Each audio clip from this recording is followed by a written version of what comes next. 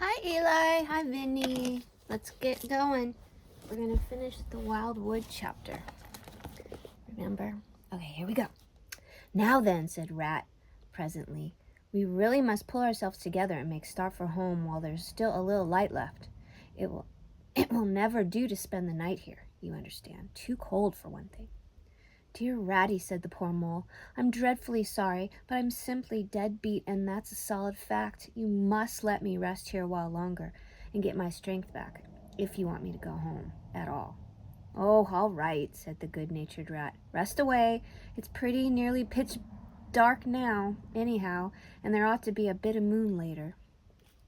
So the mole got well into the dry leaves and stretched himself out, and presently dropped off into sleep, though of an broken and troubled sort, while the rat covered himself up too, as best as he might, for warmth, and lay patiently waiting, with a pistol in his paw.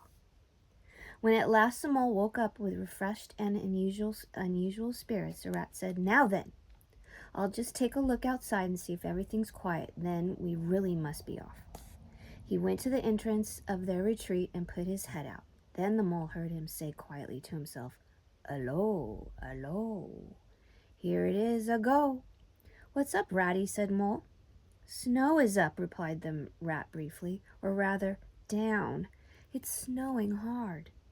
The mole came and crouched beside him, and looking out saw the wood that had been so dreadful to him in quiet and changed aspect. Holes, hollows, pools, pitfalls, and other black menaces to the wayfarer were vanishing fast, and a gleaming carpet of fairy was springing up everywhere that looked too delicate to be trodden upon by rough feet. A fine powder filled the air and caressed the cheek with a tingle to its touch, and the black boles of the trees showed up in the light that seemed to come from below. Well, well, it can't be helped, said the rat, after pondering. We must make a start and take our chance, I suppose. The worst of it, I don't exactly know where we are. And now this snow makes everything look so very different. It did indeed. The mole would not have known what it was the same wood. However, they set out bravely and took the line that seemed most promising, holding on to each other and pretending with invincible cheerfulness that they recognized an old friend in every fresh tree that grimly and silently greeted them, or sought openings, gaps, or paths with a familiar turn in them, in the monotony of white space and black tree trunks that refused to vary. An hour or two later, they had lost all count of time. They pulled up, dispirited, weary, and hopelessly at sea, and sat down on a fallen tree trunk to recover their breath and consider what has to be done. They were aching with fatigue and bruised with tumbles. They had fallen into several holes and got wet through. The snow was getting so deep that they could hardly drag their little legs through it, and the trees were thicker and more like each other than ever. There seemed to be no end to this wood, and no beginning, and no difference in it, and worst of all, no way out. We can't sit here very long, said Rat. We shall have to make another push for it and do something or other. The cold is too awful for anything, and the snow will soon be too deep for us to wade through. He peered about and considered. Look here, he went on. This is what occurs to me. There's a sort of a dell down there in front of us where the ground seems all hilly and humpy and hummocky.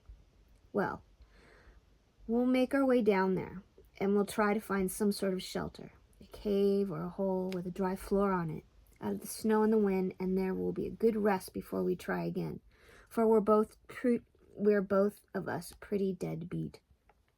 Besides, the snow may leave off, or something may turn up.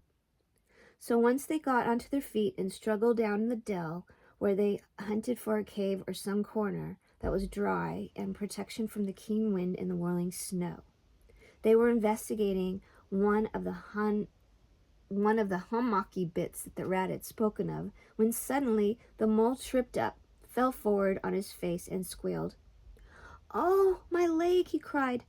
Oh, my poor shin. And he sat up in the snow and nursed his leg in both of his front paws. Poor old mole, said Rat kindly. You don't seem to be having much luck today, are you? Let's have a look at that leg. Yes, he went on, going down the knee to look. You've got a cut on your shin, sure enough. Wait till I get on my handkerchief and I'll tie it up for you. Good. I think they're coming up to Mr. Badger's. I must have tripped over a hidden branch or a stump, said the mole miserably. Oh my, oh my. It's very clear cut, said the rat, examining it again attentively. That was never done by a branch or a stump. Looks like it was made by a sharp edge of something in metal. Funny, he pondered a while, and examined the humps and slumps that surrounded them. Well, never mind what done it, said the mole, forgetting his grammar in his pain. It hurts just the same, whatever done it.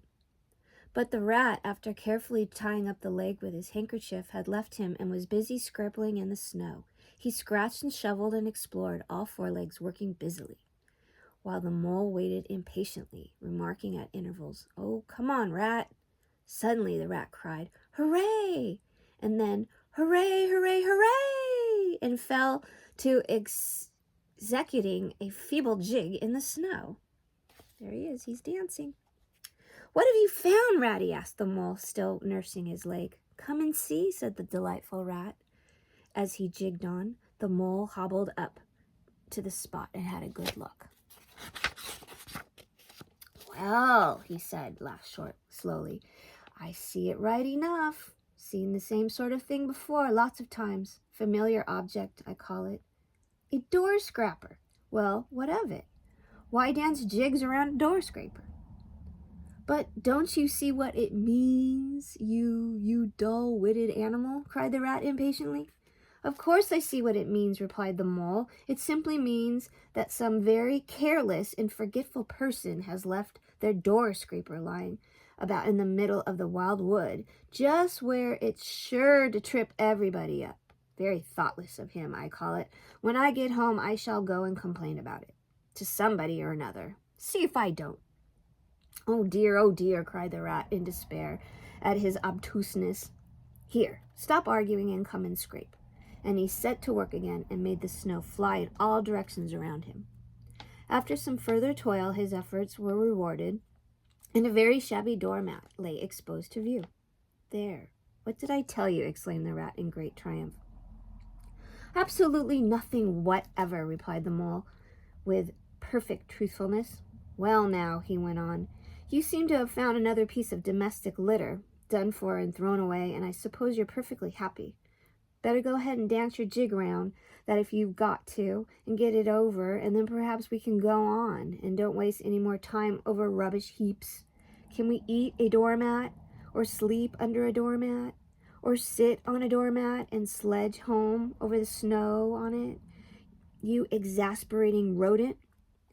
Do you mean to say, cried the excited rat, that this doormat doesn't tell you anything?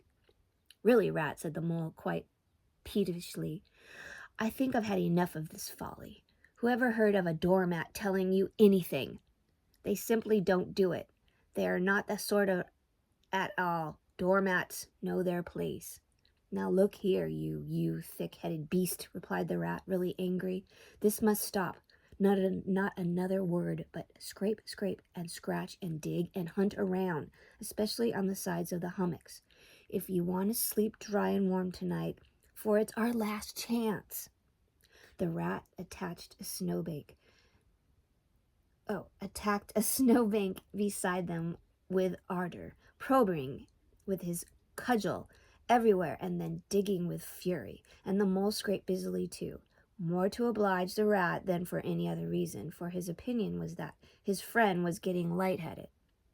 Some 10 minutes of hard work, and the point of the rat's cudgel struck something that sounded hollow. He worked till he could get his paw through and feel, then called the mole to come and help him.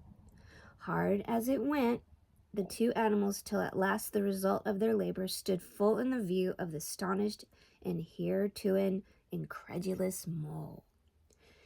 In the side of what seemed to be a snowbank stood a solid-looking little door, painted a dark green. An iron bell hung on the side, and below it, on a small brass plate, neatly engraved in square capital letters, they could read by the aid of moonlight, Mr. Badger. I think that's a good place for us to stop, and then we will talk about Mr. Badger tomorrow. Love you. Mwah!